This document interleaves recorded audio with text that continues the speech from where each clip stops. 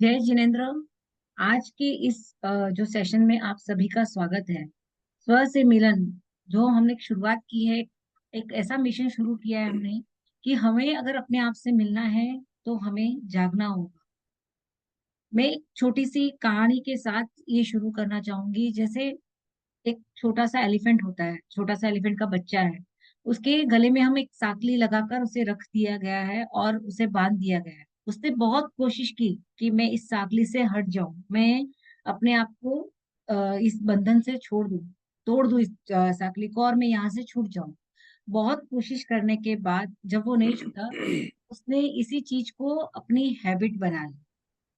जैसे जैसे वो बड़ा होते गया और जब उसे उसी साकली से बांधा गया, लेकिन अब उसकी मेंटेलिटी ऐसी हो गई है कि ये साकली में नहीं तोड़ सकता। हम जानते हैं कि एक हाथी भी अपने आप में इतना शक्तिशाली होता है, वो ये साकली चाहे तो 1 सेकंड में तोड़ सकता है।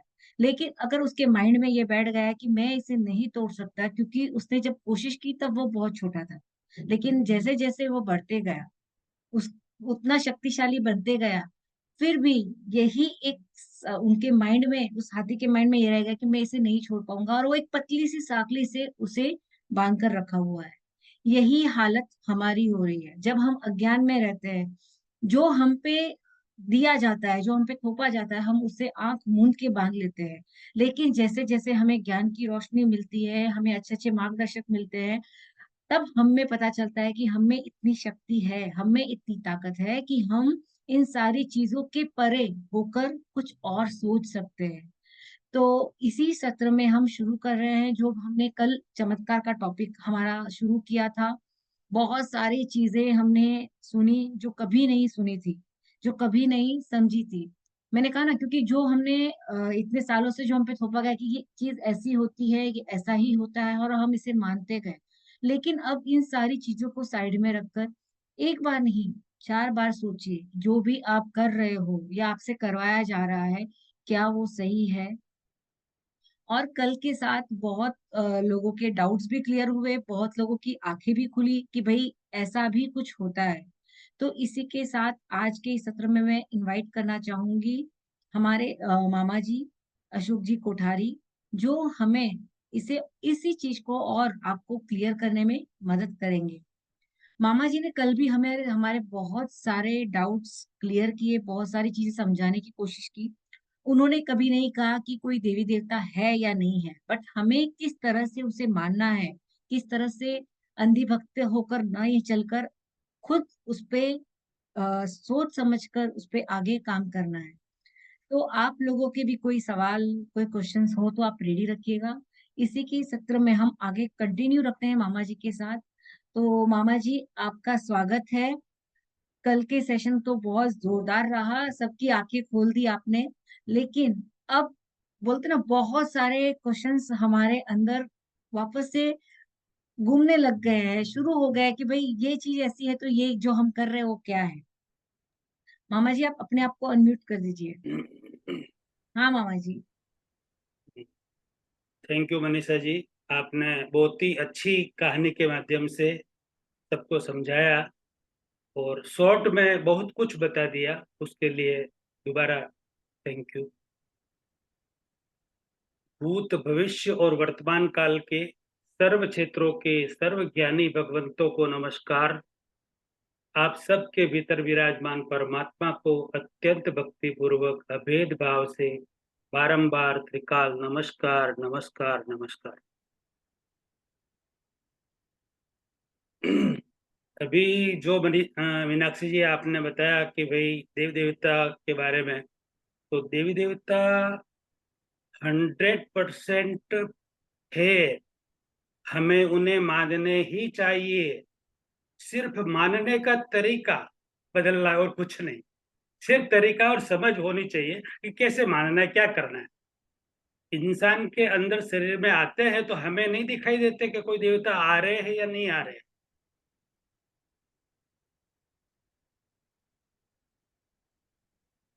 तो देव नहीं आते हैं या आते हैं वो हमें बिल्कुल दिखाई नहीं देते हैं। इसके इसका मतलब ये नहीं कि हम देवी देवता को न माने।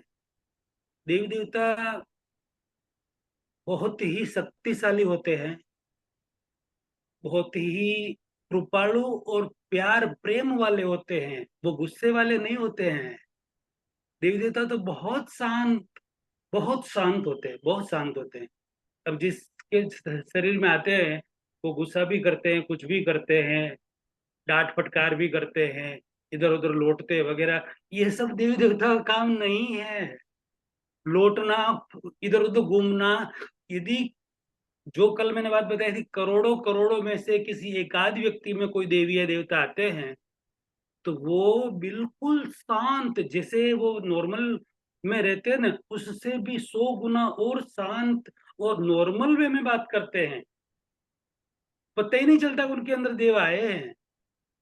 इतना क्लीन होता है मतलब। तो अपने को 100% सब जो जहां पर स्थापित है देवी देवता, उनको 100% मानना ही है, उनको प्रणाम करना ही है, उनके सबके आशीर्वाद हमें चाहिए, चाहिए ही चाहिए। बाकी ऊपर के लोग जो हमें डरा धमका कर जो बातें करते हैं, उससे थोड़ा हमको बच के रहना है। और जो आज की तारीख में लोग फंस चुके हैं, वो भी इससे छूटने की कोशिश करें, और न्यू जनरेशन उसमें फंसे नहीं। उसके लिए कल का भी सेशन था और आज के भी सेशन में थोड़ी देर के लिए मैं कुछ और बातें बताना चाहता हूं, उसके बाद अपन प्रश्न उत्तर लेते हैं।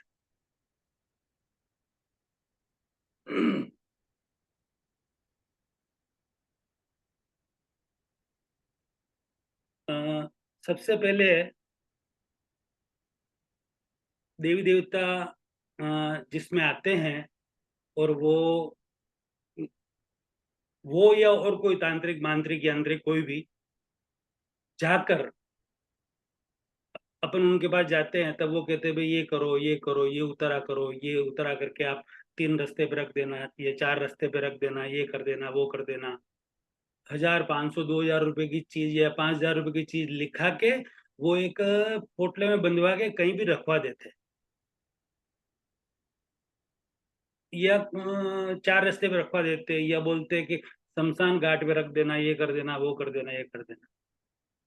तो एक छोटी सी रियलिटी बताना चाह रहा हूं मैं आपको, रियल घटना। वो व्यक्ति अभी जिंदा है, और उसके रिलेटेड और उनके घर पे किसी तरह की कोई कमी कमी नहीं है, सिर्फ एक एक्सपेरिमेंट के लिए उसने ऐसा किया। और वो व्यक्ति आज 25-30 साल, अरे सॉरी 40 साल से ये कर, जो अभी मैं बताने जा रहा हूँ, वो करता आ रहा है, अभी भी कर रहा है।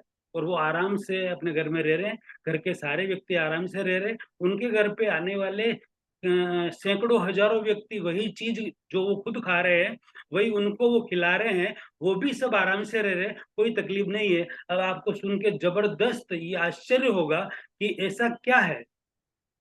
उस व्यक्ति ने ठाना मन में कि फिर ये रोज इस तरीके से, यार ये यंत्र मंत्र तंत्र वाले या जिनके शरीर में देवी देवता आते हैं, वो हैरान करते हैं, ये बोलते ये लाओ, वो करो, ये रखो, वो करो। चलो ना, मैं एक बार देखता हूँ होता क्या है। तो 4 रास्ते पर गया वो व्यक्ति, फर्स्ट पहली बार, और बहुत ही बोल्ड था, हर तरह से, हर बात से। उसके दिल में शंका कुशंका नहीं थी, वो खुद आत्मज्ञानी था, मतलब आत्मज्ञान लिया हुआ था, बहुत एक्सपर्ट व्यक्ति था, और सुखी संपन्न परिवार का था। उसने लाखों करोड़ों लोगों को एक प्रेरणा मिले, उसके लिए उसने सब ये सब किया। तो वो 4 रास्ते पर से जो 2-4 पोटलियां रखी हुई थी, लाल कपड़े में या काले कपड़े में बांधी हुई, वो सब 2-5 पोटलियां एक थैली में डाल के अपने घर पे लेके आया। उन एक एक पोटली को खोला उसने, तो किसी में तो 10-15 तरह के फ्रूट है, 10-15 नींबू है, मिर्ची है, या नारियल वगैरह है, या इस तरह की ये कोयले वगैरह, या छोटी मोटी और भी बहुत सारी चीजें जो सब सारी घर में काम आती है, वैसी सारी चीजें उसके अंदर बांध के किसी के ऊपर उतार के रखी हुई थी। इस तरह के वो चारों पांचों पोटले खोले, उसने सब सॉर्टिंग किया सारी चीजों को, और सॉर्टिंग करके फिर उसका वेट किया, तो कम से कम 7-8 किलो तो फ्रूट थे। और 2.5-3 किलो नींबू थे, 1 किलो मिर्ची थी, 1-1.5 किलो कोयले वगैरह या दूसरी बहुत सारे आइटम है, और आधा पौना किलो ड्राई फ्रूट थे अंदर। वो सारी चीजें उसने अपने घर में जो फ्रीज में रखनी थी वो फ्रीज में रख दी, धो के साफ करके, और डब्बे में जो भरनी थी वो डब्बे में भर दी। खाने पीने की जो भी चीजें हैं वो सारी भर के आराम से उन चीजों को खुद ने खाया, खुद के परिवार को खिलाया, उनके घर पे जो भी आ रहे उन सबको खिलाया। नारियल जो भी थे 2-5 उनको फोड़ा, फोड़ के उसकी चटनी वगैरह बनाई, मिर्ची वगैरह वो जो थी वो उपयोग किया, मिर्ची की वो पेस्ट बना के फ्रीज में रख दिया, सब्जी में वो डेली डाल रहे हैं और खा रहे हैं। ऐसा करते करते वो डेली का ये उसका रूटीन रूटीन हुआ। जब वो ऑफिस में जाते थे और वापिस आते थे तो उनके पीछे की डिक्की आधी इस ऐसे सामान से भरी हुई होती थी। जितने 4 रास्ते आते थे वो सारा सामान उठा के ले आते, और सबसे बड़ी बात, शमशान के अंदर रखी हुई चीजें भी उठा के घर पे लेके आते और आराम से उसको खाते पीते, और जो कपड़ा वपड़ा होता है उसको भी किसी गरीब को बेचारे को दे देते, साड़ियां वागियां या पूरा ड्रेस वगैरह, तो वो भी पहनने को काम में आ जाता। ऐसा करते करते आज लगभग 35-40 साल उस व्यक्ति को हो गया है। उसको वो खुद हष्ट पुष्ट है, उसके परिवार वाले सारे हष्ट पुष्ट है। 30-35-40 साल में उनके यहाँ कितने व्यक्ति आए होंगे, कितने गए होंगे। यही सारी चीजें, जितनी जरूरत है उतनी ही चीजें बाहर से बाजार से लाना, बाकी तो ऑटोमेटिक फ्री में आ रही है रोज की चीजें घर पे। तो वो सारी चीजें आराम से सब खाते थे और आज भी खा रहे हैं, किसी को कोई तकलीफ नहीं। अब दूसरी एक बात पर आता हूँ कि एक चमत्कार की बात बताता हूँ। अभी मैं आपके सामने यदि वो चमत्कार दिखाऊं तो आपको लगेगा कि हाँ मामा जी तो चमत्कार जानते हैं, लेकिन मामा जी कोई चमत्कार नहीं जानते। आप नहीं जानते हैं वो ट्रिक, उसके पीछे का रीजन, इसलिए आपको वो चमत्कार लगता है। बाकी चमत्कार जैसी कोई चीज है ही नहीं। यदि एक चमत्कार कोई व्यक्ति कर सकता है तो दूसरा कर ही सकता है। और एक चमत्कार यदि रियल में कोई चमत्कार कर सकता है तो वैसा का वैसा चमत्कार दूसरा कर ले तो वो चमत्कार रही ना, नहीं रहा ना वो। वैसा क्या होता, मैंने भी कर लिया यार चमत्कार किया, उसने भी कर लिया, उसने भी कर लिया। एक व्यक्ति ने चमत्कार किया, वैसा दूसरा नहीं करे तो ही वो चमत्कार कहलाता है, बाकी चमत्कार है ही नहीं। ऐसे एक ही तरह के चमत्कार करोड़ों व्यक्ति पूरे भारत, पूरे वर्ल्ड में आज कर रहे हैं। तो उसके ऊपर एक छोटा सा चमत्कार की एक दो चीजें बात बताता हूँ मैं आपको। एक जो एक नॉर्मल पेपर होते हैं अपने घर पे, बच्चों के पढ़ने के पेपर वगैरह, उसमें से जो ड्राइंग कागज होते हैं थोड़े जाड़े होते हैं, ड्राइंग ड्राइंग ड्राइंग करने के लिए थोड़े मोटे कागज, मतलब थोड़ा 2 फीट का, 2 फीट चौड़ा, 2-3 फीट लंबा, ऐसा पेपर लेके उसको एक कढ़ाई का शेप दे दो, बना दो, कढ़ाई कढ़ाई जैसा बना दो उसको। कढ़ाई बना के उसके अंदर तेल डाल दो। पेपर की बात कर रहा हूं मैं। तेल आधा लीटर, 1 लीटर तेल डाल, 1 लीटर जितना तेल डाल दो उसके अंदर, और उस तेल को पूरे कागज में अच्छी तरह से सोख जाने दो, जितना वो सोखता है। हाँ, ध्यान रहे एक बूंद भी उस पेपर के बाहर कहीं ना निकले, मतलब नहीं निकले, मतलब लगे नहीं, सिर्फ अंदर ही डालना है, बाहर नहीं निकलेगी एक भी। पूरा ध्यान से डालना, अंदर ही डालना। और जब पूरा कागज अच्छी तरह से वो जितना सोखना उतना सोख जाए, 100-200 ग्राम, 800 ग्राम जितना बचा है उसके अंदर तेल, उस पेपर को, उस पेपर की कढ़ाई को उठा के आप गैस के ऊपर रख दो।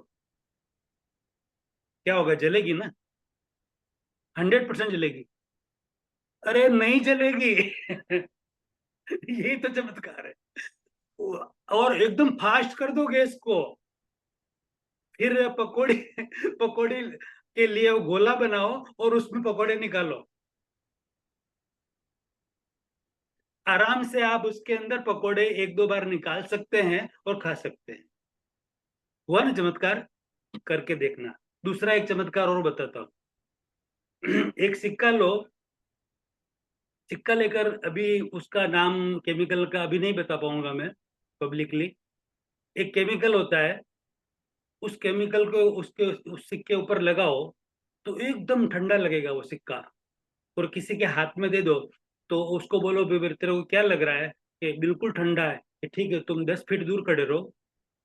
वो दूर खड़ा रहा, 10 फीट दूर एक माचिस में वो व्यक्ति, सिक्का 10 फीट दूर है, दूसरा व्यक्ति माचिस के अंदर माचिस जला रहा है और खाली ऐसे कर रहा है 10 फीट दूर से। तो थोड़ी देर के अंदर वो सिक्का गर्म हो रहा है। और दूसरी तिल्ली जलाई, थोड़ा और गर्म हुआ, तीसरी जलाई, थोड़ा और गर्म हुआ, चौथी जलाई, दूर ही है तिल्ली, सिक्का भी दूर है, 10 फीट दूर है। और एक 4-5 बार में इतना गर्म हो गया, देखो क्या मैं चमत्कार दिखाता हूँ, इतना गर्म हो गया, इतना गर्म हो गया कि उसको सिक्का छोड़ना पड़ा। क्या हुआ ना चमत्कार? कि हाँ हुआ भाई, हुआ। अब चमत्कार क्या हुआ, उस तिल्ली से, माचिस की तिल्ली से उधर गर्मी नहीं गई। उस केमिकल का स्वभाव था पहले ठंडा, और थोड़ी देर में वो ऑटोमेटिक गर्म हो जाता है। इस तरह की अपने को जो नहीं पता है वो चमत्कार लगता है। बाकी चमत्कार जैसी कोई चीज है ही नहीं। हाँ, चमत्कार देवी देवता कर सकते हैं, नो डाउट, 100% करते हैं, और वो चाहे जो कर सकते हैं देवी देवता तो, लेकिन उनके ऊपर कोई डाउट नहीं है। नॉर्मली वे में कोई चमत्कार होता है और कोई अपने सर पर न ले, अपने खुद के, जैसे कोई प्रतिष्ठा हुई, कुछ भी हुआ, ये हुआ, वो हुआ, कुछ भी हुआ, या कोई छोटा मोटा प्रोग्राम हुआ जिसमें 1000, 2000, 500 आदमी है, और वहां पर कोई चमत्कार हो रहा है, और जो मेन व्यक्ति है वो यदि खुद पर न ले, और के भाई मेरे को पता नहीं है क्या हो रहा है, तो वो अपन 99% देवी देवताओं ने किया ऐसा मान सकते हैं। यदि खुद पर ले ले, खुद, हाँ ये मैंने किया है, तो वो सिर्फ अपने मान और ख्याति के लिए वो बता रहे हैं। बाकी वो चमत्कार नहीं कर रहे हैं, किसी देवी देवता को उन्होंने वश में किया हुआ है, इसलिए वो हो रहा है। बाकी हो नहीं सकता, चमत्कार नहीं हो सकता है। अब देवी देवता मनुष्य लोक में बहुत कम आते हैं, आते ही नहीं है। यानी कि मृत्यु लोक में, अपना जो मृत्यु लोक कहलाता है, इसमें बहुत कम आते हैं। और नहीं आने का सबसे बड़ा एक कारण है कि इन उन देवी देवताओं को मृत्यु लोक की, मनुष्य लोक की दुर्गंध आती है, बदबू आती है। बहुत मुश्किल से वो यहाँ पर आते हैं, और आते और 2, 5, 10 मिनट रहते हैं तो बहुत मुश्किल से रहते हैं, और उनको नाक दबा कर रहना पड़ता है, इतनी दुर्गंध आती उनको सहन। जैसे अपन एक लिमिट तक कुछ सहन कर सकते हैं, हम भी कोई ज्यादा कोई दुर्गंध हो तो सहन नहीं कर सकते हैं, उससे भी तीव्र दुर्गंध उनको आती है। तो वो सहन नहीं करने के कारण देवी देवता हमारे मृत्यु लोक में बहुत ही कम आते हैं, नहीं के बराबर आते आते हैं। घंटा, 2 घंटा, 5 घंटा भी रुकते हैं। कब, कैसे, वो अलग बात है, वो भी आएगी, वो बताता हूँ मैं कैसे आते हैं और कैसे क्या होता है। मतलब दूसरा ये जो मैंने कल बात बताई थी आपको, मंत्र की, और यंत्र मंत्र और तंत्र की जो बात बताई थी, उसमें 3 तामसिक और 3 सात्विक शक्तियां होती है।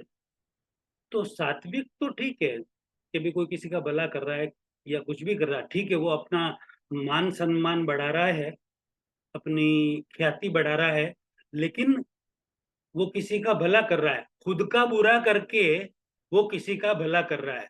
ख्याति बढ़ा के, मान सम्मान बढ़ा के, उस देवी देवता को बलात्, भले बलात् रख के, हिंसा करके खुद का वो बुरा कर रहे हैं, लेकिन वो किसी का भला कर रहे हैं। उस लेवल तक वो बात, एक बात लगभग एक्सेप्टेबल है कि भी ऐसा हो तब तक तो ठीक है, और ऐसा भी लगभग नहीं होना चाहिए। साधु के लिए तो वो जायज नहीं है। नॉर्मल व्यक्ति कोई करे तो अलग बात है, बाकी साधु के लिए वो चीज जायज नहीं है। अच्छा, दूसरी बात है कि तामसिक प्रकृति वाली जो 3 शक्तियां है, उस तामसिक प्रकृति, तामसिक मंत्रों को सिद्ध करने के लिए ऐसी ऐसी क्रिया करनी पड़ती है जो मैं आपको अभी पब्लिकली नहीं बता सकता। यानी कि इतनी गंदी क्रिया, दुनिया में समझ लो कि जितनी गंदी क्रियाएं होती है सारी, मैक्सिमम, और हिंसा भी, बलि भी चढ़ानी पड़ती है, तब जाके वो इस तरह के देवी देवता अमुक प्रकट होते, बाकी नहीं होते हैं। और उनको आशीर्वाद देते हैं, उनका क्या करते हैं। इसीलिए तो उनको डेली रात को उनको, उनकी पूजा पाती करना, उनको कुछ देना, ऐसे नहीं बोल सकता मैं, इतना इतना उन सबके लिए डेली उनको खिलाना पिलाना पड़ता है, तब जाके वो खुश रहते हैं और दिन में उनका कहा हुआ काम वो करते हैं, बाकी काम नहीं कर सकते। यानी कि जो गलत 3 शक्तियां है, वशीकरण, उच्चाटन और मारण वाली शक्तियां, उसके अंदर जो काम होते हैं वो अनैतिक काम होते हैं, मनुष्य के लिए तो लायक नहीं है। मनुष्य ऐसे काम नहीं कर सकता है। यदि मनुष्य ऐसे काम करता है, और अभी जो करते होंगे, सात्विक जो है वो, या तामसिक मनुष्य या साधु साध्वी जो भी कोई करते हो, तो मैं उन सबसे रिक्वेस्ट करता हूं कि आप प्लीज इन सब झंझटबाजियों से मुक्त हो जाएं, एक्सेप्ट कर ले अब खुद कि हाँ ये हकीकत है और ये भूल हो रही है, यहाँ पर हिंसा है और मान और ख्याति के कारण ये हो रहा है, और कसाय बढ़ रहे हैं। कसाय बढ़ना यानी कि अधोगति में जाना। तो ऐसे जो भी कर रहे हैं वो रिटर्न हो जाए, और रिटर्न होने के बाद वो खुद अब एक्सेप्ट करे कि हाँ हमने गलत किया है, वो खुद अपने आप में एक्सेप्ट करे, पब्लिक नहीं नहीं करेंगे तो चलेगा, और फिर उसका आलोचना, प्रतिकरण और पश्चाताप ले ले, आराम से ले ले। और कल मैंने जो बात बताई थी कि ऐसे साधु साध्वियों को अपन नमन भी नहीं कर सकते, लेकिन कोई अशुद्ध हो गया है, वो वापस शुद्ध होना चाहे, शुद्ध भी हो गए, वो बोले, एक्सेप्ट करे, समझे हाँ भाई ये हमसे भूल हुई है और हमने ये शुद्धि कर ली है, तो वो 100% हमारे लिए पूजनीय है। नो प्रॉब्लम, कोई दिक्कत नहीं है। हाँ, लेकिन हम हमें संतोष होना चाहिए हर तरह से। यदि संतोष नहीं है तो हम 2, 5, 25 सवाल आराम से विनय पूर्वक उनसे पूछ सकते हैं। हमें संतोष नहीं हो तब तक हम पूछ सकते हैं और पूछना चाहिए, और उसके बाद यदि हमें ठीक लगे तो आगे उनको मानना भी चाहिए, और नहीं ठीक लगे तो विनय विवेक पूर्वक उनका रिस्पेक्ट करके अच्छी तरह से हम और गुरु के पास भी जा सकते हैं, कोई दिक्कत नहीं है। अब ये तो नेगेटिव बातें हुई, और पॉजिटिव बातें जो कल साले ने, ये आपने बोला था कि पॉजिटिव भी देवी देवता कोई मतलब वरदान भी तो देते हैं, बिल्कुल देते हैं। उसकी रियल घटना बता दूं मैं आपको, एकदम रियल घटना हुई है। कुछ वर्षों पहले की बात है। बिदासर राजस्थान के अंदर, बिदासर या सरदार शहर की घटना है, मतलब ये वहां पर तेरापंथ का भवन था। वहां पर भवन में काफी लोग बैठे हुए थे और सामयिक मुद्रा में बैठे हुए थे, सामयिक लेकर बैठे हुए थे। तो कोई एक व्यक्ति ने 2 या 3 सामयिक साथ में ले लेते हैं ना, 2, 2, 3, 3 सामयिक। तो वो भाई ने 2 या 3 सामयिक साथ में ले ली। 2 घंटे में प्रोग्राम पूरा हो गया, तीसरी सामयिक उनकी नहीं आई, बाकी के सब वहां से लोग चले गए। वो अकेले एक भाई बैठे थे, 60 65 साल के, जिनकी तीसरी सामयिक आनी बाकी थी, और ऊपर पंखा चल रहा था। वो अकेले बैठे हुए थे, कोई नहीं था पास में। तो जब सामयिक आएगी तब उसको पार के उठाएंगे, तब तक वो बैठे थे। तो इतनी देर में एक कोई चिड़िया आई, उड़ती उड़ती उस पंखे पर टकरा गई, और टकरा कर जहां पर वो बैठे थे भाई उनके सामने गिर गई, टकरा के। यानी कि नीचे गिरी, लहूलुहान हो गई वो चिड़िया, लहू उनके कपड़े पर भी गिरा, सामने वो अध हुई, तड़फ रही है, यानी कि उसके प्राण निकले वैसी स्थिति में है। तो उनको लगा कि यार ये पंचेंद्र जीव है, मैं इसको नवकार मंत्र सुनाऊं, ये शायद प्राण निकलने वाले हैं, तो नवकार मंत्र सुनाऊं तो इस जीव की अच्छी गति हो जाएगी। ये समझकर उन्होंने नवकार मंत्र सुनाना उसको चालू किया, बिल्कुल पास में जाकर उसके सुना रहे हैं वो उसको नवकार मंत्र, बार बार बार बार उसके कान के पास जाकर बार बार सुना रहे हैं। इतनी देर में उनके सामयिक भी आ गई, और वो आराम से उसको नवकार मंत्र सुना रहे। सुनाते सुनाते उसने तरफड़ना बंद कर दिया और गिर गई, मतलब जीव चला गया उसका। और वो अब गिर गई, हो गया, वो नवकार मंत्र पूरा हो गया। फिर वो भी वो अपने कपड़े साफ करने लगे, कपड़े समेटने लगे, दूसरे कपड़े पहने, सामयिक के सब साधन वगैरह वहां से लेके कि अब मैं भी घर पे जाऊं, ऐसा सब वो पूरा तैयारी करने लगे। चिड़िया गिरी और उसके कुछ समय बाद वो वहां उठे ही नहीं, उसके पहले वहां पर एक लेडी आके खड़ी रह गई। वो अकेले ही थे, और लेडी आके सामने खड़ी है, और सामने देखे तो उस लेडी के सामने देख नहीं सकते, इतना तेज उस लेडी का, देवी जैसी लेडी। और पृथ्वी से ऊपर, पृथ्वी के ऊपर पैर नहीं उसके, पृथ्वी से ऊपर है। देवी देवता कभी भी दर्शन दिया नजर आए तो पृथ्वी के ऊपर देवता पैर नहीं रखते हैं। ये खास अपने को समझने जैसी बात है। देवी देवता के गला में जो माला होती है वो कभी मुरझाती भी नहीं है। देवता या देवी जो होते हैं उनकी पलकें कभी झपकती नहीं है। ये सब मतलब समझने जैसी बात है। कोई देवता यदि कभी दर्शन दे भी दे तो मतलब, तो उनको ये कुछ पता था। तो बोला कि आप साधारण कोई व्यक्ति तो नहीं लग रहे कि हाँ, क्या आप कौन है? कि मैं इस चिड़िया का जीव हूँ, ये जो चिड़िया पड़ी है यहाँ पर इसका मैं जीव हूँ। तो ऐसे कैसे हुआ कि आप मेरे उपकारी हैं, आपने मुझे नवकार मंत्र सुनाया, उस नवकार मंत्र में मेरा मन लग गया, दिल लग गया। और ऐसा कहते अंतमति सो गति, तो मेरी अंतमति आपने अच्छी की, आप मेरे महान उपकारी हैं, मुझे देवलोक में जन्म मिला। इसलिए मैं आपका, फिर मैंने जन्म लेके तुरंत देखा कि मेरे ऐसे कौन उपकारी है, तो आप दिखे, तो तुरंत मैं आपका उपकार चुकाने के लिए आई हूँ। आप मुझसे मांगो, क्या चाहिए आपको? शालिनी जी वरदान देने के लिए आ गए हो, क्या चाहिए आप मांगो। ऐसी स्थितियां सैकड़ों बनती है दुनिया में। आते देवता दर्शन देते, देवी भी देती देवता भी देते। तो उन्होंने बोला कि मुझे कुछ नहीं चाहिए, आपने दर्शन दे दिया, बहुत बड़ी बात है। और बस आप तो दर्शन दो, हमें आशीर्वाद दो, और आप अपने यथा योग्य स्थान पर पधारो। कि नहीं, और वो इतनी देवी वो दृढ़ लेके निश्चय लेके आई थी कि नहीं, मुझे उस व्यक्ति को कुछ न कुछ दे के ही आना है, मन में उसके था।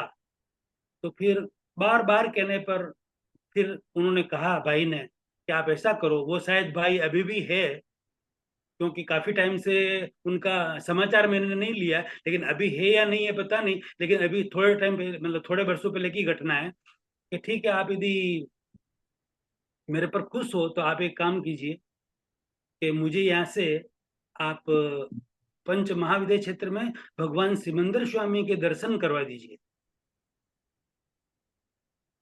कि ऐसे कि हाँ, बस मुझे तो ये करना है। तो उनके सूक्ष्म शरीर को निकाला, सूक्ष्म शरीर को निकाल के वो वहां से देवी रवाना हुई। और रवाना होके कुछ समय में महाविद्य क्षेत्र पहुंच गई। महाविद्य क्षेत्र में भगवान सिमंदर स्वामी के सामने उनको बिठाया, बोला कि दर्शन कर लो, ये लो भगवान के सामने में बिठा दिया, दर्शन करो। तो वहां पर क्या है कि मतलब यहाँ के व्यक्ति 5 या 6 फुट, 6.5 फुट के होते हैं, और वहां पर होते हैं 3,000 फुट के। वहां की हाइट है हर व्यक्ति की 2500 से 3,000 फुट की हाइट है। तो वहां के लोग देखने लगे कि यार इतना छोटा व्यक्ति ये इधर कहाँ से आया। फिर भगवान ने कहा कि ये भरत क्षेत्र से आया है, मेरे दर्शन करने के लिए आया है। भगवान तो सब जानते हैं, भरत क्षेत्र से आया है, मेरे दर्शन करने के लिए आया है। तो उसने अच्छी तरह से दर्शन किया, दर्शन करके भगवान का आशीर्वाद लिया, और देवी ने वापिस भरत क्षेत्र में देवी लेके आई। और रास्ते में देवी पूछ रही, बोलो और आपकी क्या इच्छा है? तो क्या क्या अपन क्या आ गए, क्या अपन वापिस? कि हाँ, हम आ गए हैं। तो क्या अभी आपकी क्या इच्छा है? तो ऐसा करो कि अभी मेरे गुरु अ, वो थे राजस्थान में उस समय पहले, ओके, मेरे गुरु दिल्ली में है, आचार्य तुलसी, उनके भी दर्शन करवा दो ना। उनके दर्शन करके फिर मुझे राजस्थान में छोड़ दो। तो ठीक है। तो वो नीचे उतर गए गुरु जी के सामने, आचार्य तुलसी के सामने, नाम भी सुना होगा आपने अच्छी तरह से, आचार्य तुलसी के दर्शन करवाए। वो और उन वो आचार्य तुलसी ने बोला कि अरे, उनका जो भी नाम था भाई का, कि यार तुम तो 4-5 दिन पहले दर्शन करके गए ना, वापिस कैसे आए अभी? कि गुरुदेव मैं ऐसे ही आ गया, पूरी बात नहीं बताई उन्होंने, कि बस आपके गुरु दर्शन करने के लिए आ गया मैं तो। और दर्शन करके, तो भी कि अभी 4-5 दिन पहले ही आए थे ना, ऐसे आप महीने 2-3 महीने में एक बार आते हो? कि नहीं गुरुदेव, मुझे मेरी इच्छा हुई और मैं दर्शन करने आ गया।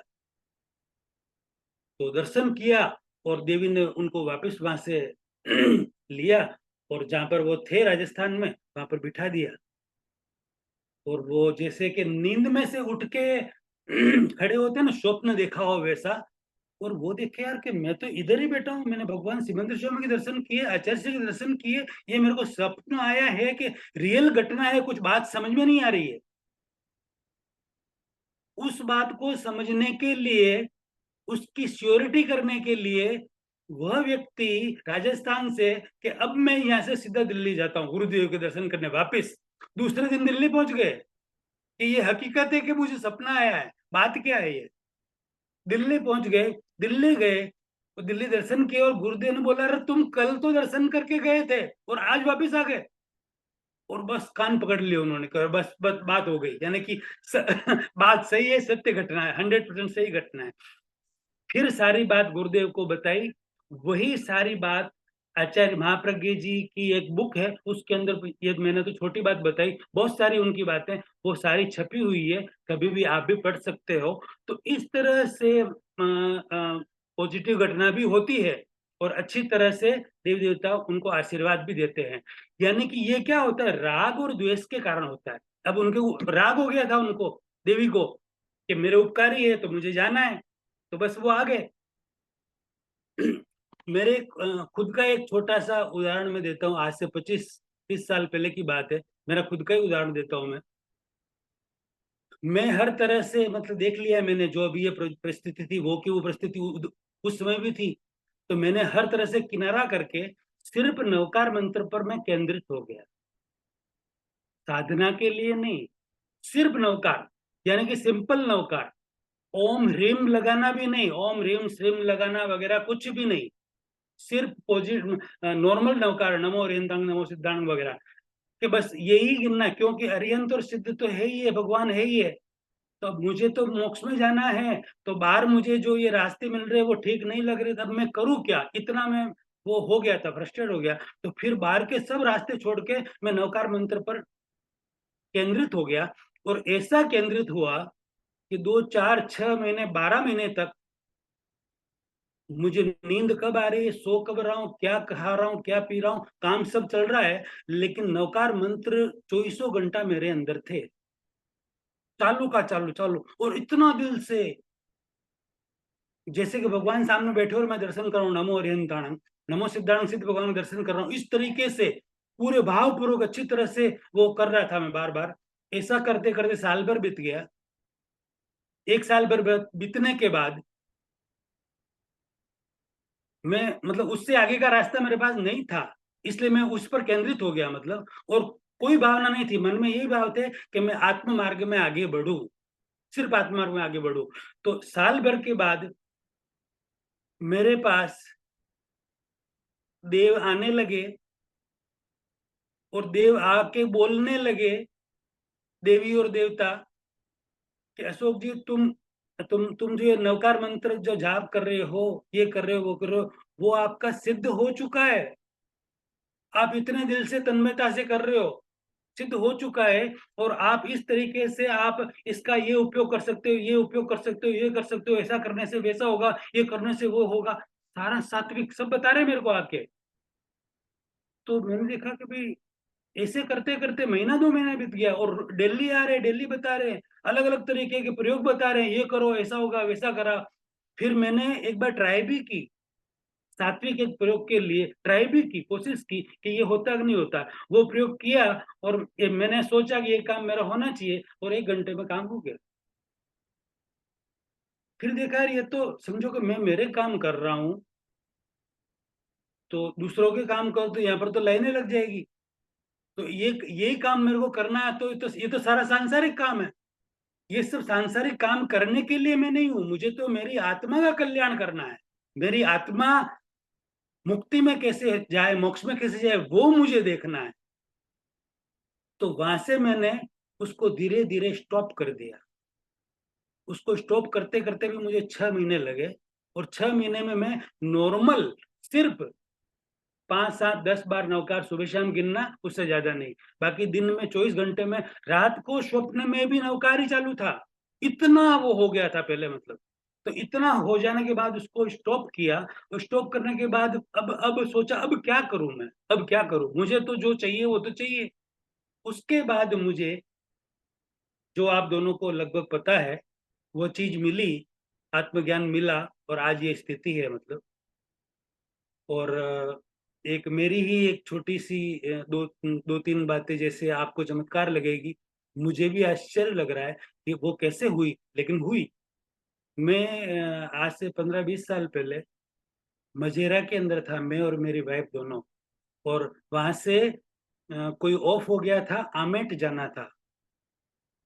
तो पूरा परिवार हमारा, मेहता परिवार, मेरा ससुराल का, और कोई प्रसंग था तो वहां पर थे। तो वहां सब व्यक्ति ने, सब बस 2 बस बुलाई, 1 या 2 बस, सब बैठ गए अंदर।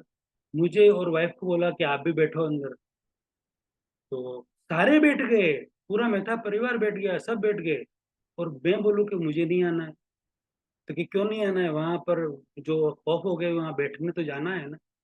तो मेरे को बैठने जाना है, मैं 2 दिन बाद जाऊंगा, आज नहीं जाऊंगा। अच्छा, आज क्यों नहीं जाना है वो मुझे नहीं पता, लेकिन आज नहीं जाऊंगा।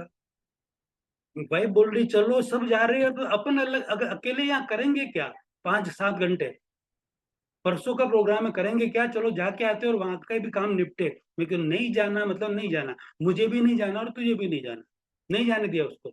हम दोनों अकेले पूरे दिन रहे मजेरा में। और मजेरा से बस रवाना हुई। मजेरा से रिचेड के बीच में एक टर्निंग आता है, वहां पर बस पहुंची और वो बस पूरी उल्टी हो गई, पलटी खा गई। थोड़ी देर में 2 घंटे बाद मेरे पास समाचार आया कि वो बस उल्टी हो गई, पलटी खा गई है। और फिर वहां गए, बहुत सारे व्यक्तियों को चोटें लगी, बहुत कुछ हुआ, हॉस्पिटल लेके गए, ये हुआ वगैरह, मतलब इस तरीके का हुआ। अच्छा, वो किसने बताया, मुझे क्यों रोका, किसने रोका और क्या होने वाला मुझे नहीं पता, लेकिन हम दोनों नहीं गए। वैसी ही घटना एक दूसरी हुई मेरे जीवन में। मजेरा से ही डालचंद जी मेहता पैदल संघ निकाल रहे हैं राजनगर से, इधर राजनगर से स्टार्ट कर रहे थे। और ये पार्श्वनाथ, क्या नाम, पार्श्वनाथ, नाम याद संकेश्वर। नहीं आ रहा है। संकेश्वर। अ, थोड़ा जी। पैदल संघ निकाल रहे थे।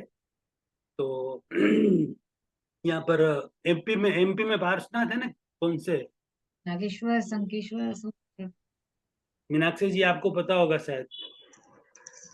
नागेश्वर पार्श्वनाथ है। एमपी में तो नागेश्वर नागेश्वर पार्श्वनाथ है।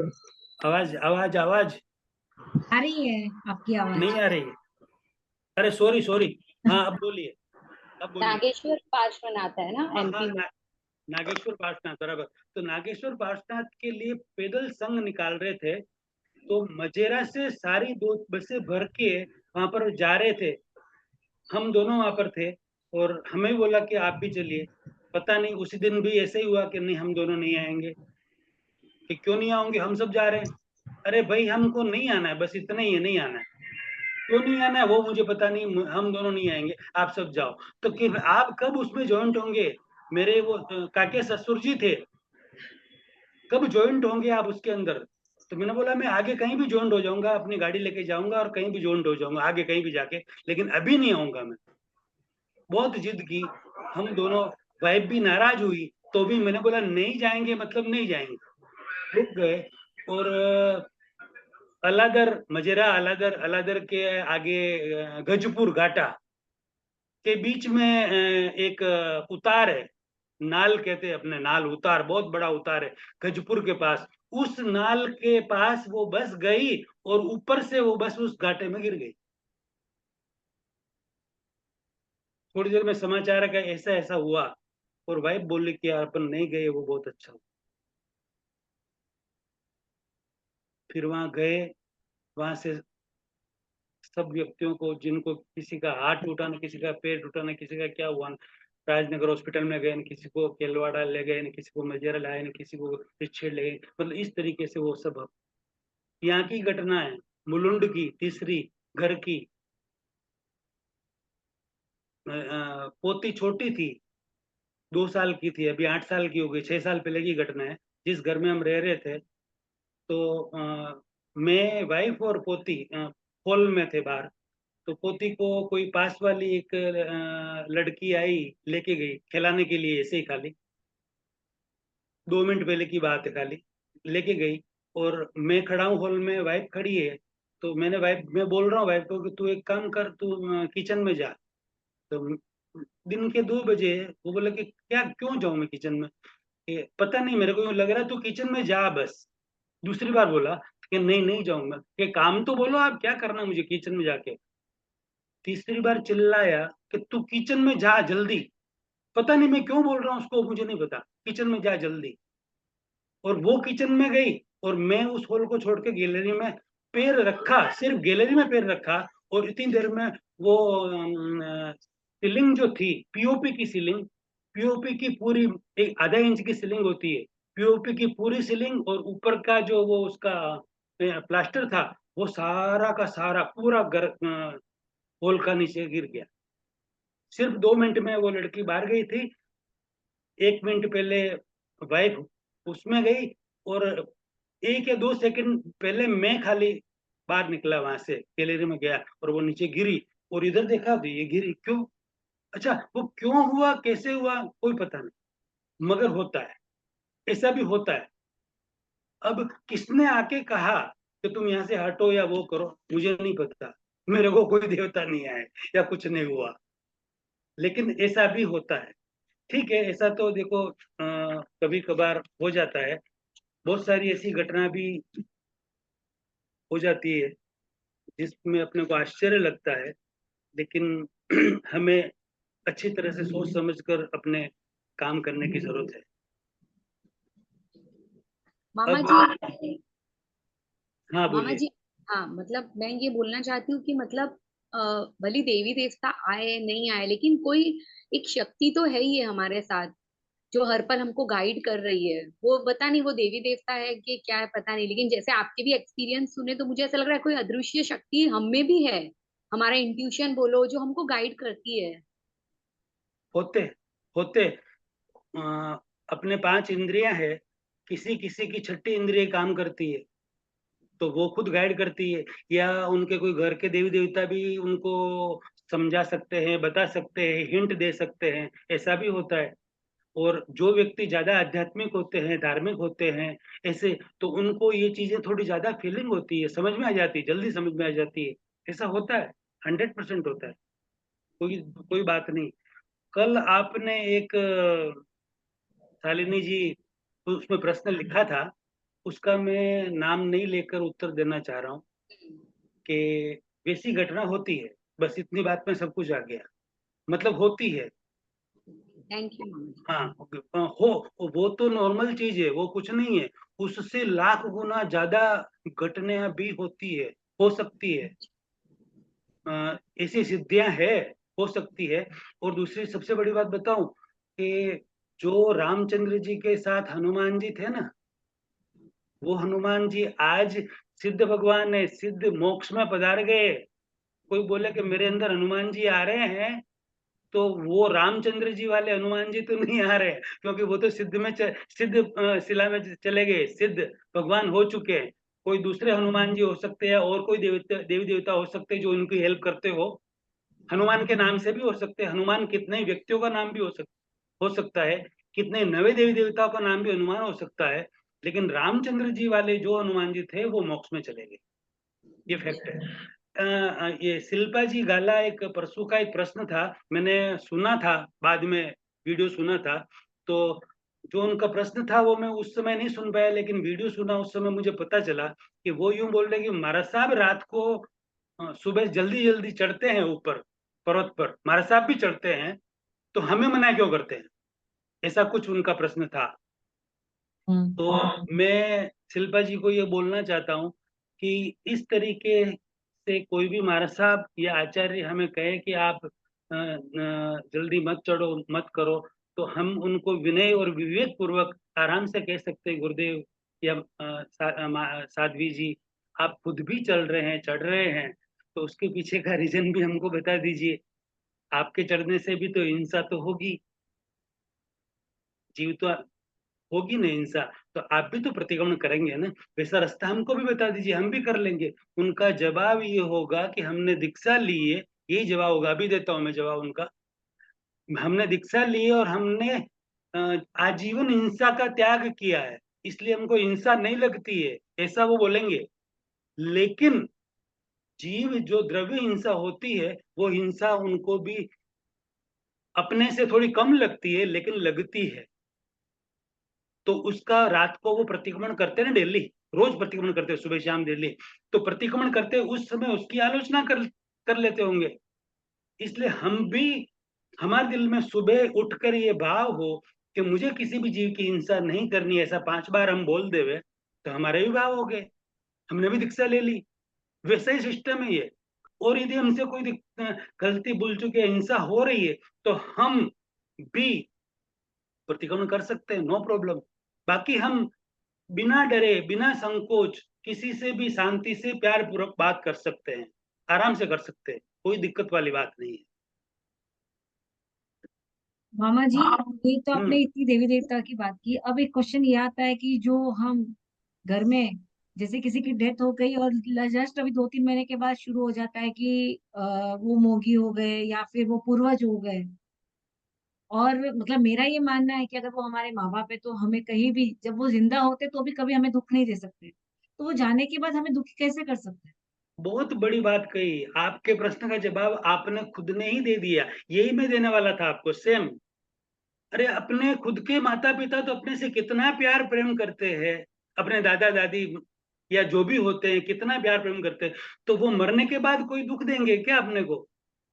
ऐसा लेकिन नहीं मैं, होता। मेरे आसपास आज भी कोई परिवार अगर दुखी है ना, तो उसे यही कहा जा रहा है कि तुम्हारे घर के पूर्वज तुमको परेशान कर रहे हैं, तुम्हारे घर के कोई जो भी मोगी माता है जो भी है वो परेशान कर रहे हैं। बट मेरा ये मानना है कि जैसे मेरा एक्सपीरियंस मैं बताती हूँ, हमारे जो पूर्वज है, जैसे ही मेरे को, मैं भी किसी की बातों में जल्दी विश्वास नहीं करती हूँ, तो ये मेरी फर्स्ट प्रेगनेंसी में जब मैं बेड रेस्ट पे थी, और लिटरली मुझे सपने में, वो कहते हैं ना, वो एक टाइम भी फिक्स था, उसी टाइम पे वो एक सपना आता था कि मुझे एक कौवे के रूप में कोई बाहर आके बैठा है, वो कौवा मुझे बोल रहा है कि बस मुझे घर में ले लो। तब मैं वो चीज समझ नहीं पा रही थी कि मेरे साथ ऐसा क्यों हो रहा है, और टाइम भी फिक्स था कि मॉर्निंग के 9:30-10 बजे जैसे ही नाश्ता होता था उसके बाद चक्कर आना चालू होता था। सेम प्रोसेस ऐसा हफ्तों महीनों चला।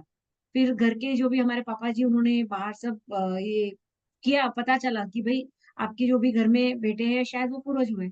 लेकिन ये मतलब नहीं मानू तो अलग बात है, लेकिन जब जैसे ही उन्हें हमने मानना शुरू किया और उनके मुंह लेकर आए, उस दिन से लेके आज तक मुझे ऐसा लगता है कि वो हमारा प्रोटेक्शन कवर बन के बैठे हैं।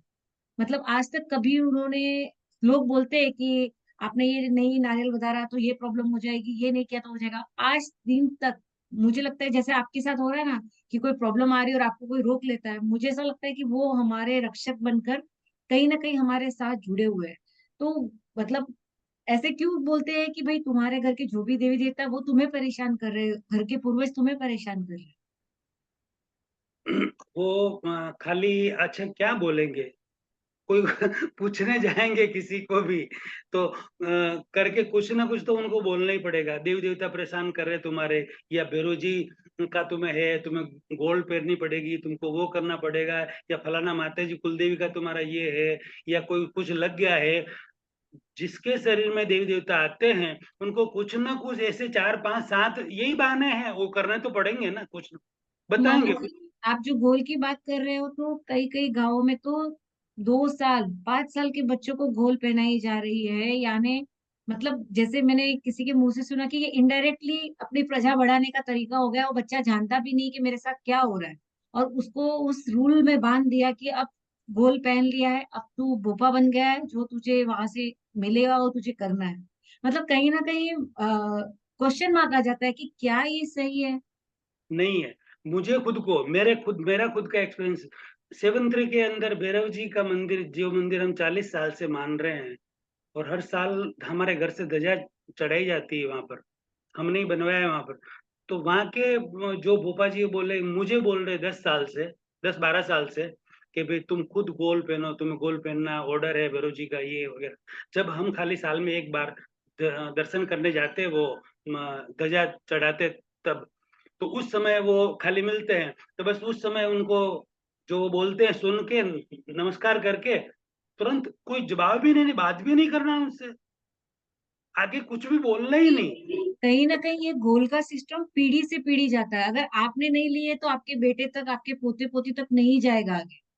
तो मतलब ये शुरुआत ऐसे, ये जबरदस्ती वाला काम नहीं होना चाहिए। अगर तेरे घर में प्रॉब्लम है तो तुझे गोल पहनना ही पहनना है। नहीं, ऐसा नहीं, ऐसा नहीं है। सब मैंने खुद ने नहीं पहनी, मैं आराम से हूँ, 10-12 साल हो गए, मुझे कोई दिक्कत नहीं है, किसी तरह की कोई दिक्कत नहीं है। और उन्हीं बेरोजी को हम मान रहे हैं, कोई दिक्कत नहीं है, ऐसे कहीं फंसने की जरूरत नहीं है, कुछ भी नहीं है। नहीं नहीं, एक क्वेश्चन मार्क, जैसे मैंने कहा कि हम उस पूर्वज को जब से हमने बिठाया तब तक हम, उन्होंने हमें कभी कोई परेशानी या कुछ दिक्कत नहीं दी। लेकिन हम कहते हैं कि जब उस जीव ने अपना जीव छोड़ा है तो उनका तो दूसरा जन्म हो चुका, तो जो वो है वो क्या है हमारे साथ? अम,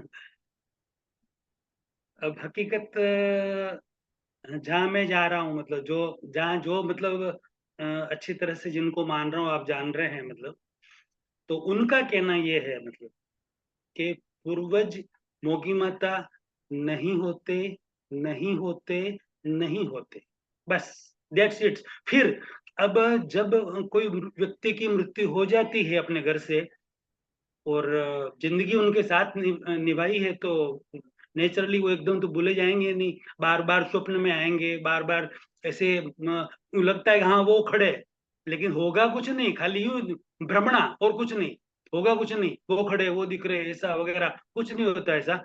लेकिन वो साल 2 साल, मेरे खुद के पिताजी 5 साल तक से वो आते रहे, स्वप्न में आते, अभी भी आते रहते हैं, 12-13 साल हो गए उनको। तो क्या मतलब, वैसा कुछ नहीं है। अब जो पिता है माता है, तो वो तो याद आते रहते हैं, तो स्वप्न भी आ जाते हैं कभी कभी, कोई दिक्कत नहीं उसमें। उनका जन्म दूसरी जगह हो चुका है, अब उनसे अपने को कोई कनेक्शन नहीं हो सकता उनका, किसी भी तरह का। और यदि वो देवलोक में गए हैं और उनका कोई कनेक्शन है अपने साथ, द्वेष का या राग का, यदि राग का कनेक्शन है, तो एक छोटा सा किस्सा बता दूं आपको, वैसा कनेक्शन होता है, रियल कनेक्शन, रियल बात बताता हूं मैं। और द्वेष का है तो भी एक छोटा किस्सा बताता हूँ, वैसा कनेक्शन होता है। तेरापंथ समाज की ही घटना है। एक बाई ने दीक्षा ली, दीक्षा लेके साध्वी बन गए, फिर वो साध्वियों के प्रमुखा बन गए, पूरे गण के प्रमुख होते ना, साध्वियों के हम्म। प्रमुखा बन गए। साध्वी बनने के बाद उनके पास रात को कोई एक बार, पहली बार देव आए, और देव ने आके बोला कि अ, जो नाम पहले था उनका वो बोला, लेकिन वो तो नहीं समझ पाए। फिर देव ने तो सारी बात उनको डिटेल में समझाई और उनको कुछ ज्ञान दिया, तब जाके उनको समझ में आया कि जो देव है वो और मैं, हम दोनों महाविद्य क्षेत्र में पति पत्नी थे, और इतना प्यार था दोनों के अंदर, अपार राग था, पति पत्नी के अंदर अपार राग जिसको कहते हैं, मतलब उस राग के कारण वो दोनों वापस मिले यहाँ पर भरत क्षेत्र में। और वो वहां से, पति तो गए देवलोक में, और पत्नी आई यहाँ पर भरत क्षेत्र में, साध्वी बनी। और वो एक दिन रात को आए और आके बोले कि हम दोनों पति पत्नी थे, मुझे आपसे बहुत प्यार प्रेम था, इसलिए मैं आपसे मिलने आया हूँ, और मैं आपको खुशी के समाचार देने आया हूँ कि मैं, आप साध्वी बन गए हैं। मैं महाविद्य क्षेत्र से भगवान सिमंदर स्वामी की वाणी सुन के आ रहा हूँ अभी, और वो वाणी मैं आपको सुनाना चाहता हूँ। तो वो वाणी सुनाई पूरी, जो उन्होंने भगवान से सुन के आए थे वो, और बोला कि यदि आप सुनना चाहो तो मैं आपको दिल्ली आके सुनाना चाहता हूँ। क्यों? साथी ने बोला, इससे बड़ी बात क्या हो सकती है, भगवान की वाणी कोई देव आके सुनाए, इससे बड़ी बात और क्या हो सकती है। तो इसका लिंक कई महीनों बरसों तक चला, और जो वो सुनाते थे वो लिख लेते थे। वो पुस्तक 99% आज भी तेरापंथ संप्रदाय के अंदर लाडनू में होगी, वो बुक लिखी हुई आज भी। यानी कि ये राग वाली घटना है। अब एक द्वेष वाली घटना भी बता दूं मैं आपको, रियल घटना, ये थोड़े पहले हो चुकी है। द्वेष वाली घटना तो अभी 15-20 साल पहले की बात है। अभी हुई है, वो भी तेरा पंथ के अंदर ही हुई। किरण ऐसा नाम था एक लड़की का, लाडनू साइड के कोई रहने वाले थे वहां पर। तो कोई एक देव उस लड़की के पीछे, मतलब 15-20 साल की लड़की होगी, मतलब किरण ऐसा नाम था उसका, उसके पीछे लग गया कोई देव, कि बोले कि भाई तेरा और मेरा संबंध है पूर्व का, तू मेरे साथ चल। तो बोले कि मैं ऐसे तेरे साथ कैसे चलूं, मैं मेरा घर छोड़ के, तू तेरा के घर बार छोड़ के मेरे साथ चल और मेरे साथ ही रह, ऐसा तो कैसे हो सकता है। नहीं मानी वो। फिर ये सारी बात घर पे बताई, घर पे बताकर फिर उन्होंने जितना जो करना है सब किया, भी करते हैं माता पिता, उसके लिए बच्चे के लिए जो भी करना है करते रहते, सब किया। फिर आचार्य श्री तक, आचार्य महाप्रज्ञ जी और आचार्य तुलसी थे उस समय, तो उन तक बात पहुंची सारी कि ये सब ऐसी ऐसी बातें हो रही है। तो उन्होंने भी जितने प्रयोग करने थे वो सारे प्रयोग किए, तो भी उन्होंने, उस देव ने नहीं छोड़ा। फिर आपको पता हो तो साध्वी पन्ना जी एक बहुत बड़े तपस्वी थे, पन्ना जी करके एक नाम था साध्वी जी का, उनका चातुर्मास था केलवा के अंदर। तो फिर आचार्य महाप्रज्ञ जी ने या तुलसी जी ने आदेश दिया कि आप इस लड़की को केलवा में आचार्य पन्ना जी के पास लेके जाओ।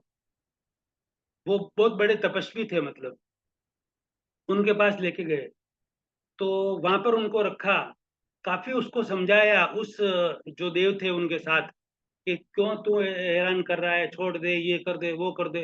अभी 15-20 साल पहले की बात है, काफी 25 साल हुए होंगे लगभग। काफी समझाया, काफी समझ, नहीं छोड़ने को तैयार, नहीं मैं इसको तो लेके ही जाऊंगा साथ में। सामने बैठा है देव, वो उनको मार साहब को दिख रहा है, उस लड़के को दिख रहा है, मार साहब के साथ एक और क्या नाम था उनका, साध्वी जी का, उनको दिख रहा है। वो साध्वी जी, पन्ना जी महाराज साहब तो देवलोक हो गए, लेकिन उनके साथ जो महाराज साहब थे वो अभी भी है, आज भी है ही है। उनको दिख रहा था वो देव, छोड़ने को तैयार नहीं। फिर कभी नहीं छोड़ेगा, कि ठीक है। तो उसने बोला कि चलो, कि नहीं छोड़ेगा तो अब मैं ऐसा, ऐसे ही मेरे को, ये तो ये मेरे को मार देगा ले जाकर कहीं भी, इसके बनस्पत में साध्वी क्यों ना बन जाऊं। तो आचार्य श्री का ऑर्डर लेके साध्वी बन गई वो, किरण ऐसा, साध्वी किरण ऐसा बन हो गई, साध्वी बन के वहां पर पन्ना जी के साथ ही रही। और फिर देखा कि धार्मिक, ये धर्म की प्रेरणा से, अब शायद धर्म के प्रभाव से ये मुझे छोड़ के चला जाए, तो भी नहीं छोड़ा, साध्वी बन गई तो भी नहीं छोड़ा। और कि अब नहीं छोड़े तो अब क्या करूं मैं, और हैरान परेशान करना, चल रहे हैं तो ऊपर से खून का पानी डाल देना, हड्डियां फेंक देना उसके ऊपर, ऐसा कर देना, वैसा दिख रहा है, स्पष्ट दिख रहा है, इतना हैरान परेशान करना। और गलत गलत बोलना, गलत गलत गालियां देना, ये करना वो करना, सब बहुत बहुत परेशान किया। फिर इतनी परेशान वो हो गई कि उस लड़के ने सोचा कि बस अब मैं, मतलब साध्वी जी ने सोचा कि अब मुझे संथारा ले लेना है। संथारा लिया, 53 या 54 दिन का संथारा आया उनको। और लास्ट 2 या 3 बचे, 3 दिन बचे थे संथारा पूरा होने में, तब वो देव छोड़ के गया, और उनका संथारा हुआ और वो देवलोक गए। ये द्वेष वाली घटना है, राग की भी होती है, द्वेष की भी होती है।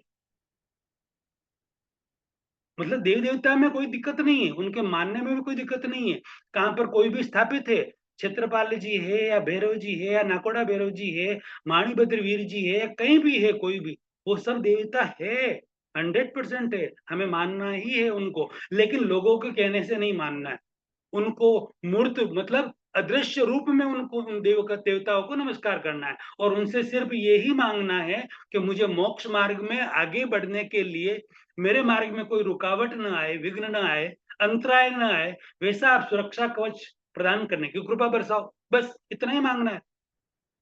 बाकी कोई किसी को कुछ दे या ले नहीं सकता, सब अपने अपने नसीब से होता है, सब कुछ जो कुछ भी होता है वो। आप कोई प्रश्न हो तो आप जरा। बहुत ही इंफॉर्मेटिव, यानी कहते हैं ना, हम जितने सारे सेशन सुनते हैं उससे कुछ मीनू हटके दी, सेशन हमारे साथ हो रहे हैं। हाँ सुमन, बोलिए। अरे एक ऐसा क्वेश्चन था कि अंकल जी, जैसे वो अपने में वो बाबूजी आते हैं, वो आते हैं, तो ये सब रियल होता है? कोई बोलते हैं कि इनको मतलब जो आते हैं वो साक्षात ये बताते हैं, जैसे अपने घर में किसको, किसके दादाजी ऑफ हुए तो वो पधारने लग गए, किसके मतलब बॉडी में आते हैं, वो पूर्वज अपन जो मानते हैं उनको, तो वो होता है रियल में, तो उनका मानना चाहिए। मेरे हिसाब से तो नहीं होता है। और यदि आप थोड़ा सा स्ट्रांग होके बिना डरे जो भी उनके अंदर आए हैं तो उनकी आप थोड़ी एग्जाम ले सकते हैं। मतलब पर्चा हाँ कहते हैं, अपने मारवाड़ियों में पर्चा कहते हैं कि पर्चा ले लो। फिर वो बोलेंगे तू मेरा पर्चा लेगा क्या? हाँ मुझे पर्चा लेना है। पहले आप बताओ तो खरी कौन हो क्या हो। तो ऐसे ऐसे आप पर्चे ले लो उनसे, और उस पर्चे में यदि वो खरे उतरे तो अपने को मानने में क्या दिक्कत है? पर्चे में खरे तो उतरने चाहिए ना कम से कम, सीधी बात है। पर वो बोलते इस तरह है कि मतलब इतना डरा देते हैं, और इन केस भगवान नहीं करे वो घटना अपने साथ मतलब भूले भटके हो भी गई कुछ, तो मतलब अपने में ये हो जाता है, नहीं बोला ही था पहले ही बोला था बाबूजी, नहीं माना नहीं सुना तो ये होना ही है, ये करना ही। अभी रिसेंटली जैसे मेरे फैमिली में मेरे अंकल वगैरह सब जन मेरे डैडी और चार तीन अंकल सब मानते हैं पूर्वज, मतलब राती जगह देना ये वो सब कुछ करते। एक अंकल जो है मेरे, जो वो सिर्फ तेरापंथी अपने महाराज, बस उनके अलावा के कुछ नहीं मानते, जो है अपने महाराज है बाकी कुछ नहीं, तो वो कोई राती जगह में किसमें आते ही नहीं है। तो अभी वो थोड़े से उनको दुखी है, इनकेस उनके ऑपरेशन हुए, ये है पैसे पानी हर चीज से। तो अभी मेरे फैमिली में यही बात होती है कि देख ये नहीं मानते ना इसलिए ये है। और लेकिन हम लोग जो यंगस्टर है ना, हम लोग सब ऐसा है कि वो अंकल राइट है कि अच्छा मानना नहीं चाहिए, पर अपने डैडी दूसरे अंकल मानते नहीं है। तो अभी ये चीज हमको थोड़ी सी वो होती कि क्या करे, मतलब वो अंकल इतने दुखी है और ये बाकी सब टचवुड सब अच्छे हैं। तो मेरे अंकल लोग पापा लोग ये बोलते हैं कि देख वो नहीं मानता है ना इसलिए वो दुखी है, उसको बोलते हैं राती जगह में आया कर, दिया भराया कर, सब मिलते हैं वो ही नहीं आता है। ऐसा तो ये चीज थोड़ा सा क्वेश्चन मार्क हो जाता है कि क्या करना चाहिए। मेरे मतलब मैंने तो आपको पहले ही बताया कि भाई ऐसा कुछ होता नहीं है। और जिसको जो मानते हैं या नहीं मानते हैं, हम हिंदू है, जैन भी है, तो हम तो बहुत कुछ मानते हैं। लक्ष्मी जी को भी मानते हैं। ईसाई और मुस्लिम लक्ष्मी जी को नहीं मानते हैं, तो भी उनके यहाँ लक्ष्मी जी तो पधारती है ना। Yes yes. बस इतनी बात में सब कुछ आ गया। बिल्कुल नहीं मानते वो तो। एक्चुअली राइट हमारा राइट। जो जो थॉट प्रोसेस, जो हमारे हमारे जो विचार चल रहे हैं, अगर हम उसको स्ट्रांग होकर पकड़ ले, जैसे मैंने कहा ना कि भाई अगर आप मेरे पूर्वज हो या अगर आप मेरा सही के लिए मेरा साथ देना चाहते हो तो हम भी मानने को तैयार है। आप अभी का भी, क्योंकि क्या होता है कि जो देखा है कि जो ज्यादा मानते हैं ना, कभी कभी उनको ही ज्यादा प्रॉब्लम होती है। एक ही घर में समझो चार लोग हैं, राइट है, और ये राइट है एक्चुअली। एक एक ऐसा पर्सन है जिसको कोई फर्क नहीं पड़ता है, तुम लोटो दो, उनको कुछ भी नहीं होता है। और जो ज्यादा मानते हैं ना, वो हर पल पल में लोट लोट के बीमार होते हैं। ये मैंने कहीं कितनी जगह देखा है। तो कहीं ना कहीं हमें स्ट्रांग होना पड़ेगा, क्योंकि हम स्ट्रांग होंगे तो आगे की जनरेशन इस चीज को समझ पाएगी, नहीं तो वो हमें मूर्ख गिनेगी कि हमारी जनरेशन हमको क्या दे के गई। बिल्कुल सही कह रहे हैं आप मीनाक्षी जी, बिल्कुल सही कहा आपने। क्योंकि ये सब टॉपिक्स ऐसे हैं जो शायद हम कभी फैमिली में साथ में बैठकर बात करें तो भी हमें चुप कर दिया जाता है कि भाई आपको नहीं समझ में आता है, आप चुप रहो, आप साइड में हो जाओ। लेकिन ये इसलिए इम्पोर्टेंट है क्योंकि कहीं ना कहीं ये हमारी आने वाली पीढ़ी पर जबरदस्ती का सौदा नहीं हो जाए। जैसे आज घर में अगर ये चीजें हो रही है, जो भी 10 दिए लगा रहे हैं, 15 दिए लगा रहे हैं, जो भी लगा रहे हैं, किसी किसी घर में एक दिन में रेगुलर 8-8 10-10 दिए लग रहे हैं, इतनी अगरबत्तियां हो रही, जो भी हो रहा है वो उनकी मान्यता है, मैं किसी के लिए कुछ नहीं बोल रही हूँ। बट वो टू बी कंटिन्यू नहीं होना चाहिए। अगर मैं लगा रही हूँ दिया तो ये मेरे तक है। बस आगे ठीक। वाली मेरी जनरेशन अगर वो मानेगी तो करो, नहीं तो नहीं करो। ये सोचकर, क्योंकि अगर हम भगवान को क्या बोलते हैं, हम तो हमेशा आपके दिया करेंगे, हमने कमिटमेंट दे दिया। अब मैंने क्या किया, वो कमिटमेंट मेरे बच्चे पे डाल दिया, भाई मैंने बोला हुआ है, मैं नहीं हूं, अब तू कर। तो कहीं ना कहीं ये जबरदस्ती वाला खेल हो जाता है। अगर उसकी जिज्ञासा होगी, अगर उसका कहते हैं ना कर्मयोग आत्मयोग जो भी खुलेगा सब होगा, तो वो अपने आप मन से करेगा जो भी चीज करेगा। और 10 नहीं, एक ही दिया अगर वो मन से लग जाए तो बहुत बड़ी बात है। किसी को खुश करना है, भगवान भगवान के पास सब कुछ है ना, उनको दिया चाहिए ना धूप चाहिए ना कुछ चाहिए। बस उनको एक सच्ची भक्ति चाहिए हमसे कि भाई जो भी आप दे रहे हो वो शुद्ध हो, कम से कम किसी को दिखाने के लिए नहीं। अब एक बात मैं बताना चाह रहा हूँ। जो वीतराग भगवान होते हैं, वीतराग यानी कि जिनमें राग नहीं होता और द्वेष नहीं होता, उनको कुछ नहीं चाहिए हमसे। क्योंकि उनमें राग भी नहीं है, राग हो तो चाहिए ना। और उनमें द्वेष नहीं है तो वो कुछ हमारा बिगाड़ भी नहीं सकते, अच्छा भी नहीं कर सकते, कुछ भी नहीं कर सकते। जो भगवान हमारे हो चुके हैं वो हमारा अच्छा बुरा कुछ नहीं कर सकते। सिर्फ हम उनका नाम लेंगे तो हमारी पुण्य नहीं बढ़ेगी। और दूसरे जो देवी देवता है वो हमें आशीर्वाद ही देंगे, हम उनका नाम लेंगे तो कोई तकलीफ नहीं उसमें। हमें मतलब कहीं भी फंसने की, कहीं डरने की बिल्कुल जरूरत नहीं है, बिल्कुल जरूरत नहीं है। हाँ, क्योंकि और हमारी जो शक्ति है वो हमारे साथ है, कहीं ना कहीं हम कहीं अकेले है ही नहीं। पहली बात तो कि जो हमारा कहते हैं ना अपनी हायर सेल्फ, जो हमारा आंतरिक, हमारे जैसे मामा जी ने हमें बताया था कि हर एक इंसान में, हर एक जीव में एक शुद्ध आत्मा होती है। तो वो शुद्ध आत्मा हमसे कभी कोई गलत काम नहीं करवाएगी। तो नहीं करवाएगी इसका मतलब वो हमें हमेशा इशारा जरूर देगी कि भाई आप यहाँ पे रुक जाओ, आप ये गलत कर रहे हो।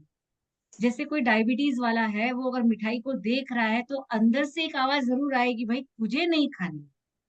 हाँ जो फिर भी लेकिन जो अंदर से जो आवाज दे रहा है वो कहीं ना कहीं हमारा बॉडीगार्ड, हमारा जो बोलते हैं ना, जो भी हमारे लिए है, वो हमें रक्षक हमारे साथ है।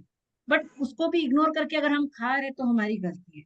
मुझे बीपी की प्रॉब्लम है, मुझे पता है कि मुझे ये सारी चीजें नहीं खानी, अगर मैं खा रहा हूँ तो भी अंदर से, कभी अगर आपने महसूस की होगी तो अंदर से हमको एक इशारा मिलता है, आपको ये खाना है, ये नहीं खाना है। हर चीज के लिए, हर चीज के लिए आप कहीं जा रहे हो, आपको एक अंदर से लगेगा कि नहीं, मेरे को बाहर जाना चाहिए या नहीं चाहिए, आज मेरा काम होगा या नहीं होगा। अगर आप अपने अंदर सब आंसर खोजना शुरू करोगे तो सारे जवाब मिलते जाएंगे, फिर हमें किसी के पास जाने की जरूरत ही नहीं। सही तो बात। कहते हैं ना, पूरे जवाबों का खजाना सिर्फ और सिर्फ हमारे अंदर है, बाहर कुछ नहीं है। बिल्कुल है, बिल्कुल है। तो और भी और किसी को कोई क्वेश्चन है? अपने मेरा है में क्वेश्चन। अपने जैसे अभी डेली पूजा करना, जैसे अभी हमारा है नियम डेली पूजा करने जाना, तो अभी कैसे बच्चे जाते नहीं आजकल, तो उनको जबरदस्ती भेजते नहीं, जाके पूजा करके आओ, पूजा करे, तो ये करना चाहिए। नहीं, जबरदस्ती नहीं करना चाहिए, उनको सिर्फ समझाना चाहिए कि हमें हाँ पूजा क्यों करनी है, हम पूजा क्यों करते हैं, और भगवान क्या होते हैं, पहले तो ये समझाना चाहिए उनको अच्छी तरह से। और पूजा क्यों करते हैं, पूजा करने से क्या फायदा है, ये थोड़ा सा हम उनको अच्छी तरह से समझाएंगे ना, तो वो जरूर हमारे साथ आएंगे। तो उनको वो बोले भी नहीं चलो आप ऐसा करो, पूजा मत करना, आप वहां आके खड़े तो रहो, मतलब कुछ कंसेशन दो उनको थोड़ा सा, थोड़ा सा, कि भाई आप खड़े रहो, तो धीरे धीरे आएंगे, खड़े रहेंगे, फिर आपको पूजा करते हुए देख के फिर वो भी करने लग जाएंगे। कोई दिक्कत नहीं, करनी चाहिए पूजा, जाना ही चाहिए। और अपने दिल से भाव पूजा, द्रव्य पूजा जो भी करते हैं सब करना चाहिए, कोई तकलीफ नहीं है। धीरे धीरे समझाओ उनको, समझाओ कि पूजा क्यों करनी है। हाँ शिल्पा जी, आपका क्या सवाल था? मेरा क्वेश्चन ये था कि महाराष्ट्र रहते ना, उनमें कैसे जैसे जैसे कोई गुजर गया है तो 12 दिन के बाद वो पूजा रखते हैं, उसमें वो आत्मा आती है और वो सब बराबर बताती है। ये मेरे 2 बार ऐसा सेम हुआ है और वो सच ही हुआ है। मेरे अंकल, सगे अंकल, मेरे पापा के सगे भाई है ना, उनके यहाँ एक काम पे आदमी था, तो वो अचानक से मर गया, उसको हार्ट अटैक आया था। तो रात को जब दुकान का सब जो गल्ला था वो पैसा लेके घर पे गया था और रात को उसको अटैक आया। तो जब भी 12 दिन के बाद उसे बताया, जैसे बताया ये शर्ट के खींचे में इतने पैसे, वैसे उतने ही सेम पैसे निकले। तो वो कैसे होता है? अब और मेरे हाँ पिताजी भी बोलिए। थे, वो भी ऐसे आंख में, और उन्होंने बताया ये ऐसा है वैसा है, सेम ऐसा ही हुआ। उधर ही वो चीज मिलती है, वही सेम बताया वो रहता है। तो वो कैसे होता है? वो आते हैं मतलब सच में कि क्या है? अब एक चीज, जैसे अभी आपके लिए मैं खुद 50 चीजें बता दूं, उसमें से 2-3 चीजें तो हो ही जाएगी। यदि सिद्धांत तो ये है कि भाई एक चीज कोई देवी देवता ने बताई है तो दूसरी वो बताते हैं या 10 और बताते हैं तो वो सब होनी चाहिए। सिद्धांत ये है, देव बता रहे हैं यानी कि सब होनी ही चाहिए। तो एक चीज बताई तो उनको 2-4 चीजें और पूछ के देख लीजिए, वो सारी होती है तो अपन सोचेंगे कि भाई इनमें कोई देव है या नहीं है, या कैसे है और क्या कर रहे हैं। बाकी तो बाकी सेम 99% तो ऐसा होता है हाँ, शिल्पा जी, 99% तो सिर्फ ओनली फॉर खाली दिखावा है, और अपनी उपस्थिति वहां दर्ज कराना है कि हाँ मैं हूं कहीं।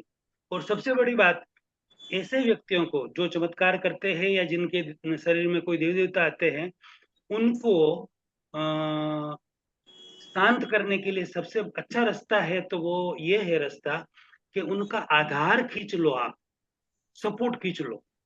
यानी कि जैसे आप 50 व्यक्ति बैठे हैं, 100 व्यक्ति, और अचानक में किसी को कुछ आ गया, तो वो वहां पर वो 100 व्यक्ति गोल कुंडा बना के उधर खड़े रह जाएंगे, ये करेंगे, पानी लाएंगे, लो ये पियो, लो दूध पियो, कोई अगरबत्ती लगाएगा, कोई क्या करेगा, कोई क्या करेगा। कुछ नहीं करना है, तुम जो काम कर रहे हो वहीं बैठे रहो आराम से, और उनके सामने भी मत देखो।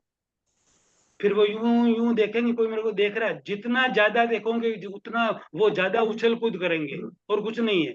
सपोर्ट खींचो उनसे, सामने ही मत देखो ना, अपने आप शांत हो जाएंगे। ये सबसे बढ़िया तरीका उन सब लोगों को शांत करने का, ऐसे व्यक्तियों को बिल्कुल नहीं देखना। कोई कितना भी चिल्लाए, कितना भी रोए, कितना भी आगे पीछे करे या उठा पटक करे, करने दो 10 मिनट 15 मिनट, वो थकेगा, अपने आप शांत हो जाएगा। क्या है तो फिर वो उन्होंने और सेम ये पैसे कौन से खींचे में कहाँ पे रखे हैं वो कैसे बता दिए? एक ही बार बताया ना।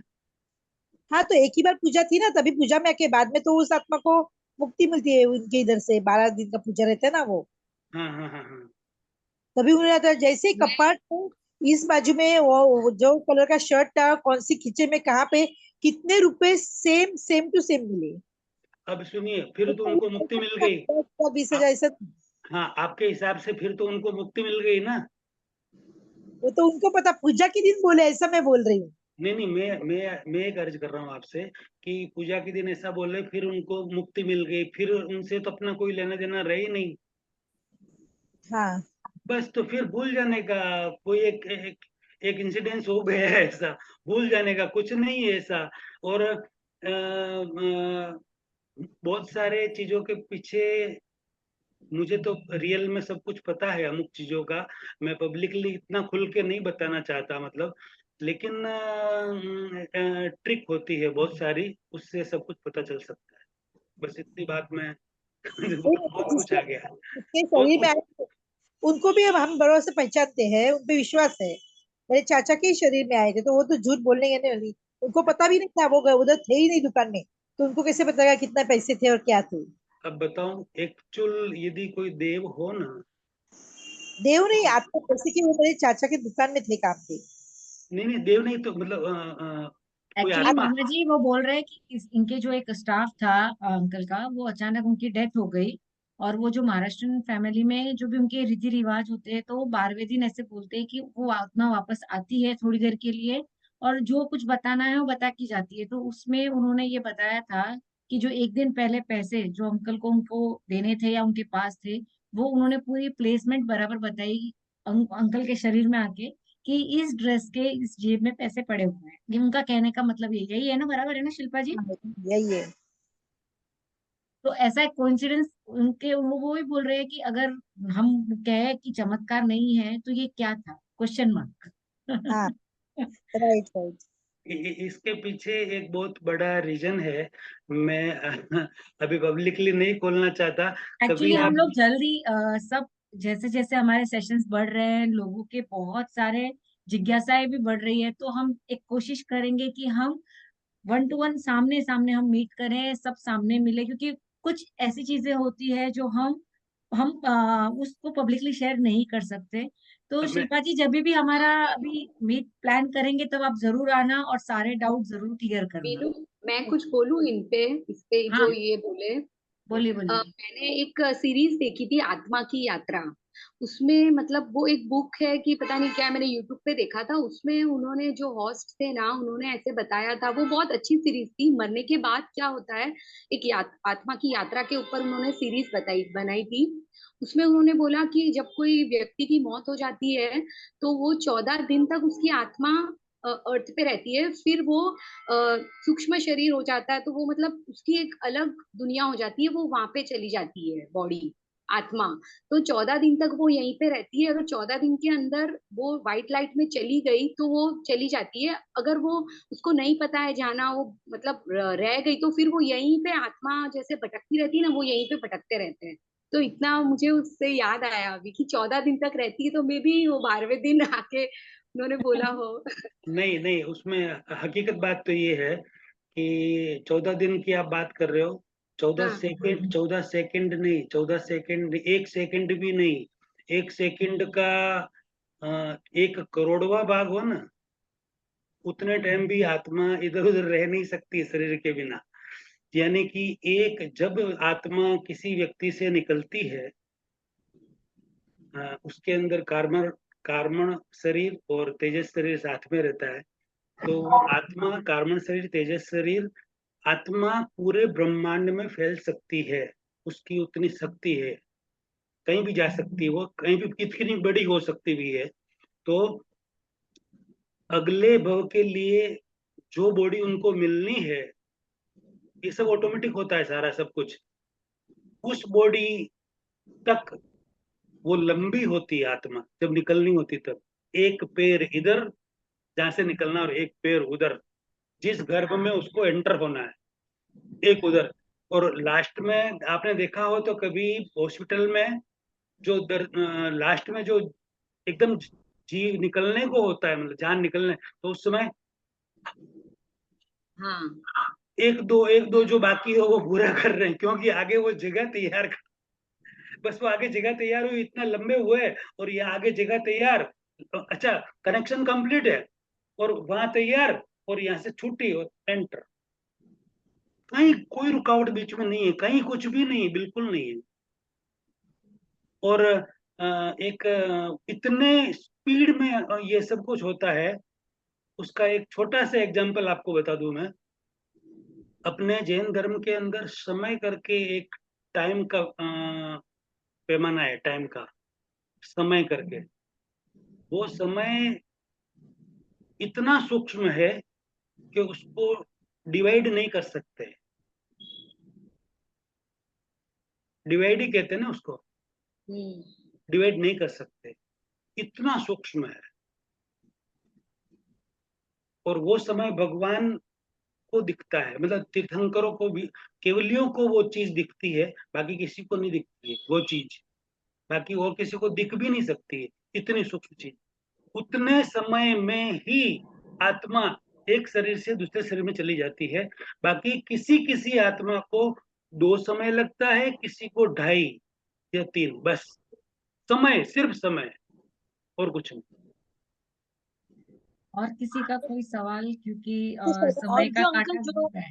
किसी के शरीर में ऐसा बोलते हैं वो बाबूजी आया ये आया, तो वो होते क्या चीज है एक्चुअली, कि मतलब वो हाँ क्या होता है वो सब जो बोलते हैं कि इसके मम्मी आए इसके दादाजी आए किसको पप्पा आए, मतलब समथिंग समथिंग फैमिली में आते, तो वो होता क्या चीज है। मामा जी, कभी कभी पूनम पे तो ऐसा होता है कि समझो कि घर में 100 मेंबर्स है ना, तो 40 लोग लौट रहे हैं।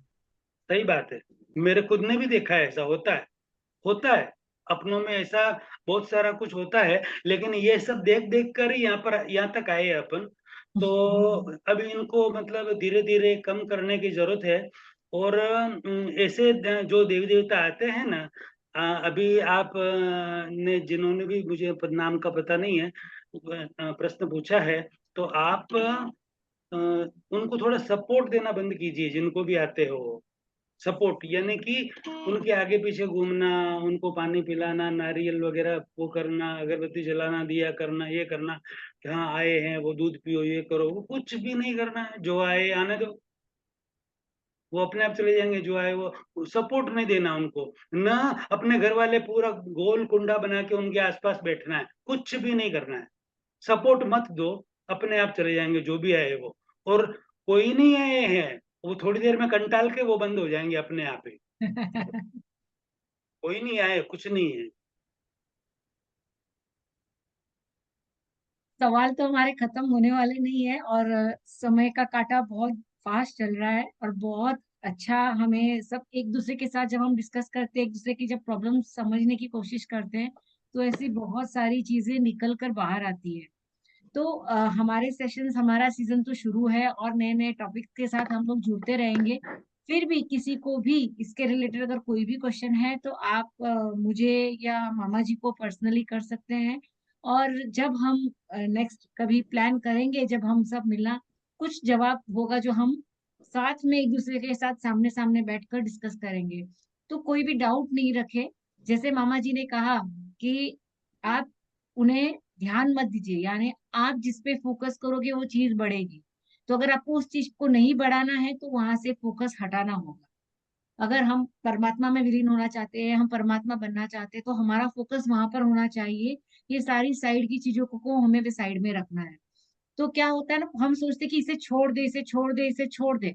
जब ये सोचते हैं तो हम ज्यादा कनेक्टेड रहते हैं। इससे अच्छा नई चीजों को अपनाना शुरू करो, नया ज्ञान लेना शुरू करो, नई जगह जाना शुरू करो। वो चीजें अपने आप हटती जाएगी। ऐसा मेरा मानना है कि नई चीजें अगर चाहिए हमें हमारी लाइफ में, पुरानी चीजों को छोड़ो मत, नई चीजें को लाना शुरू करो, पुरानी अपने आप छूटती अपने जाए। आप चली जाएगी। बराबर तो बराबर ये है। एक सबसे इजी वे जो मैंने समझा है, चाहे वो कोई आपका सर्कल हो जहाँ पे ऐसी वाइब्स मिल रही है, वो ग्रुप छोड़ दो। जहाँ पे ऐसे अगर हम रेस्टोरेंट जा रहे हैं, वहां पे अच्छा नहीं मिलता, हम कैसे खाना उस रेस्टोरेंट में जाना छोड़ देते हैं। जैसे जहाँ पे लोगों का ये डिस्कशन हो रहा है जिससे हमें लग रहा है कि नहीं ये बराबर नहीं है, वहां पे बैठना छोड़ दो। सिंपल है। तो जैसे जैसे आप चीजें छोड़ना शुरू करोगे, नया लेना शुरू करोगे, चीजें अपने आप बन जाएगी। अगर ये मिशन शुरू हुआ है तो कहीं ना कहीं इसका रंग जरूर लगेगा। कहते हैं ना, बीज लगा दिया है हमने, तो इसका फल तो सबको मिलना ही मिलना है आगे। तो हमारी ये कोशिश है और आप सब लोगों का सपोर्ट इसे और आगे लेकर जाएगा। तो थैंक यू सो मच जो भी मेंबर्स यहाँ पे जुड़े हुए, जिन्होंने सवाल किए, अपने डाउट्स क्लियर किए, और मामा जी जो आपने सबके जवाब दिए। कहते हैं ना, जिज्ञासा सबकी है बट कहाँ जाए। तो ये जो हमने शुरुआत की है, इसके साथ हम और आगे बढ़ सकते हैं। तो आज के लिए इतना ही। Thank you so much. Thank you एक मामा लास्ट जी। थैंक हाँ यू। Thank you. थैंक हाँ यू। मामा जी।